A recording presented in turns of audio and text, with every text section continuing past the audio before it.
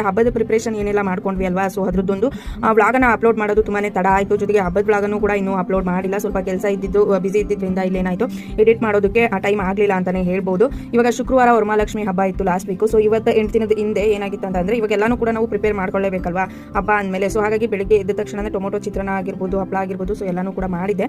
ಅದನ್ನೆಲ್ಲನೂ ಕೂಡ ಎಲ್ರಿಗೂ ಬಳಸ್ಕೊಟ್ಟು ಆನಂತರ ಇವಾಗೇನು ಹಬ್ಬ ಅಂತ ಅಂದರೆ ಮನೆ ಕ್ಲೀನ್ ಮಾಡ್ಕೊಳ್ಳೋದಾಗಿರ್ಬೋದು, ಬೇಕಾಗಿರೋ ಐಟಮ್ಗಳನ್ನ ಮಾಡ್ಕೊಳ್ಳೋದಾಗಿರ್ಬೋದು, ತುಂಬಾ ಕೆಲಸ ಇರುತ್ತೆ. ಸೊ ಹಾಗಾಗಿ ಎಲ್ರಿಗೂ ಕೂಡ ಫಸ್ಟ್ ಚಿತ್ರಾನ್ನವನ್ನು ಕಲಿಸ್ಬಿಟ್ಟು ಕೊಟ್ಟೆ. ಆನಂತರ ಇಲ್ಲಿ ನಮ್ಮ ದಿಯನೂ ಕೂಡ ತಿನ್ನೋದಕ್ಕೆ ಕರಿತಿದ್ದೆ. ಸೊ ಬರ್ತಿರ್ಲಿಲ್ಲ. ಹೊರಗಡೆ ಹಳಸನಣ್ಣು ಕೊಡ್ಲಿ ಅಂತ ತುಂಬಾ ಕಾಟ ಕೊಡ್ತಿದ್ಲು. ಜೊತೆಗೆ ಕುಯ್ಸ್ಕೊಂಡು ಕೂಡ ಬಂದ್ಲು. ಏಕೆಂದರೆ ಇವಾಗ ಲಾಸ್ಟ್ ಹಳಸಣ್ಣಿನ ಸೀಸನ್ ಏನು ಕ್ಲೋಸ್ ಆಗಿಬಿಟ್ಟಿದೆ. ಸೊ ಹಾಗಾಗಿ ಏನಾಗುತ್ತೆ ಇವಾಗ ಸಿಗೋದೇ ಕಷ್ಟ ಅನ್ನೋ ರೀತಿ ಸಿಕ್ತಾಗ ತಗೊಂಬಂದ್ರೆ ನಮ್ಮನೆವು ಸ್ವಲ್ಪ ತಿನ್ನೋದು ಅಷ್ಟರಲ್ಲೇ ಇರುತ್ತೆ. ಬಟ್ ಕುಯ್ಕೊಡಿ ಅಂತ ತುಂಬ ಕಾಟ ಕೊಟ್ಟು ಕುಯ್ಸ್ಕೊಂಬಂದು ಅದನ್ನು ತಿಂದು ಆನಂತರ ತಿಂಡಿನೂ ಕೂಡ ತಿಂದ್ವಿ. ನೆಕ್ಸ್ಟು ಇವಾಗ ಬೇಕಾಗಿರೋ ಐಟಮ್ ರವೆ ಉಂಡೆ ಆಗಿರ್ಬೋದು, ಚಕ್ಲಿ ನಿಪ್ಪಟ್ಟು ಎಲ್ಲ ಮಾಡ್ಕೋಬೇಕು. ಸೊ ಹಾಗಾಗಿ ಸ್ನಾನ ಮಾಡ್ಕೊಂಡ್ಬಂದು ಆನಂತರ ಮಾಡ್ಕೊಳ್ಳೋಣ ಅಂತ ಫ್ರೆಶ್ ಅಪ್ ಆಗಿ ಕೂಡ ಬಂದೆ. ನಮ್ಮ